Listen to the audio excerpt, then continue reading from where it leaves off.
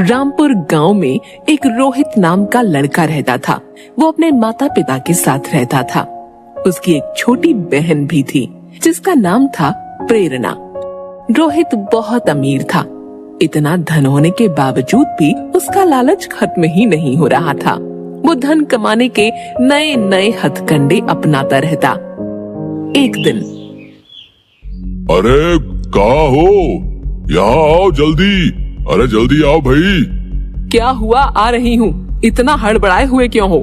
तुम्हें पता है उस शापित घड़े को लेने के चक्कर में फिर से एक आदमी मारा गया। अरे रे, सब लोगों को पता है उस घड़े के बारे में, फिर भी लोग न जाने क्यों उस घड़े को लेने की कोशिश करते हैं। हाँ, कह तो तुम सही रही हो। माँ पिताजी, आप लोग किस घड़े के विषय में बात कर रहे हैं? किसी भी नहीं, किसी भी घड़े की नहीं। रोहित, आज काम पर नहीं जाओगे क्या?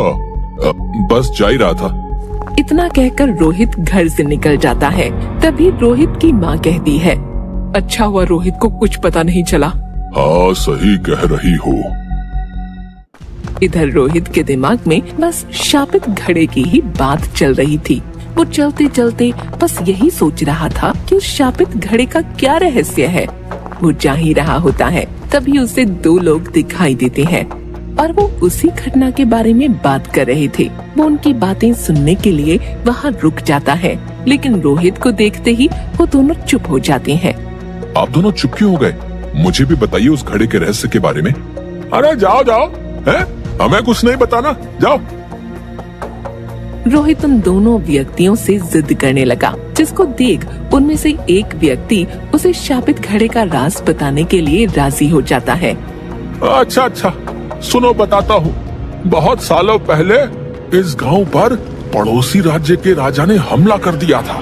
हाँ, और राजा ने अपने धन को बचाने के लिए अपना सारा धन एक घड़े में भरकर पहाड़ी के पीछे बने हुए कुएं में छिपा दिया था और उसे मंत्रों की मदद से शापित कर दिया था। लेकिन युद्ध के समय राजा मारे गए। पड़ोसी राज्य के राजा ने उस धन को खोजने की बहुत कोशिश की, लेकिन उसे वो धन नहीं मिला। लेकिन थोड़े दिन बाद उसे उस खजाने के बारे में पता चल गया और वो खजाना लेने वहाँ गया। लेकिन जैसे ही उसने घड़े को छुआ, वो मारा गया।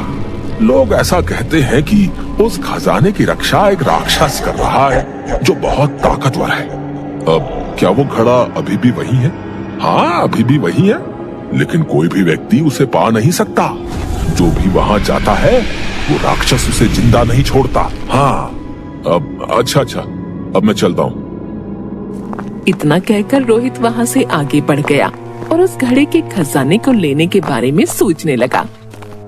वो दफ्तर पहुँचा और काम करने लगा, लेकिन उसके दिमाग से खजाने की बात गई ही नहीं।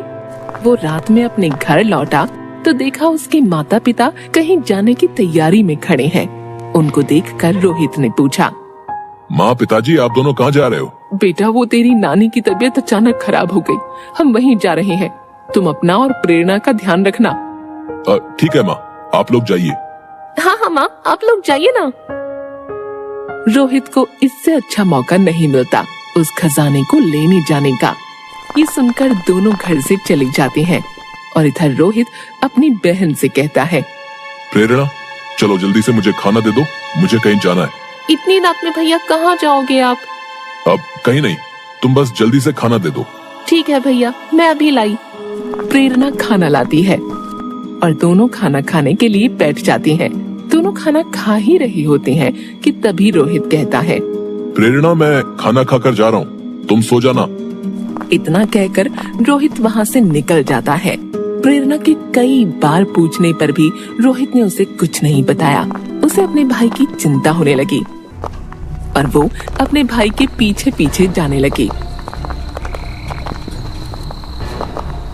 और थोड़ी ही देर में रोहित उस पहाड़ी के पीछे पहुंच गया और उसके पीछे पीछे प्रेरणा भी वहां पहुंच गई। उसे पहले से ही इस जगह के बारे में पता था। उसने अपने भाई को रोकने के लिए उसे आवाज दी, भैया, रोहित भैया, रुको ना। रोहित आवाज सुनकर रुक जाता है और देखता है कि एक लड़की उसकी तरफ भागी चली आ रही है। तभी प्रेरणा भागी भागी रोहित के पास पहुंचती है।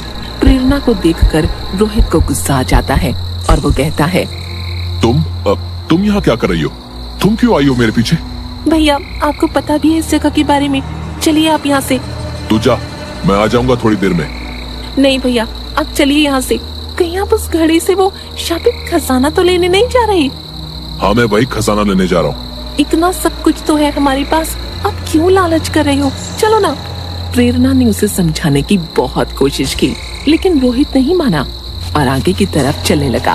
प्रेरणा भी उसके पीछे पीछे चलने लगी और थोड़ी ही देर में वो उस घड़े के पास पहुंच गए। तभी रोहित बोला, प्रेरणा तुम चली जाओ। नहीं भैया आप भी चलो। ठीक है मत जाओ, यहीं रहो तुम, मैं कुएं के अंदर जा रहा हूँ। प्रेरणा वहीं कुएं के पास रुक जाती है और रोहित उस कुएं के अंदर जाता है।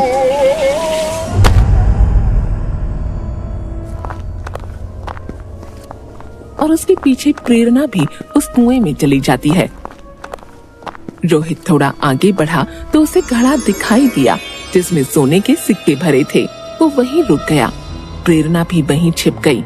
वहीं उस घड़े को देखकर रोहित की खुशी का ठिकाना नहीं रहा और वो उस घड़े के पास जाकर कुछ देर तक उस घड़े को देखता रहा।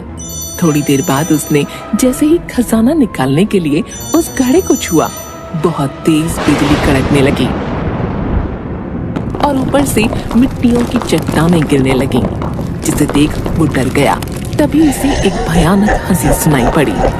उसने डर के मारे अपने हाथ पीछे खींच लिए और पीछे मुड़कर देखा तो उसके सामने एक राक्षस खड़ा था। उस राक्षस की आंखें अंगारों की तरह लाल थीं। उस राक्षस ने रोहित को घूरते हुए गुस्से में गुर्राया, दुष्ट व्यक्ति, तेरे पास किस चीज की कमी है जो तू यहाँ आया है? तेरे पास सब है, फिर भी तेरा लालच तुझे यहाँ खींच लाया। राक्षस की ऐसी बातें सुन रोहित डर से कांपने लगा। डर से कांपते कांपते उसने कहा, मुझे माफ कर दो, मुझे माफ कर दो, मैं कभी भी ऐसी गलती नहीं करूंगा। लालच करने वालों के लिए मेरे पास कोई माफी नहीं है।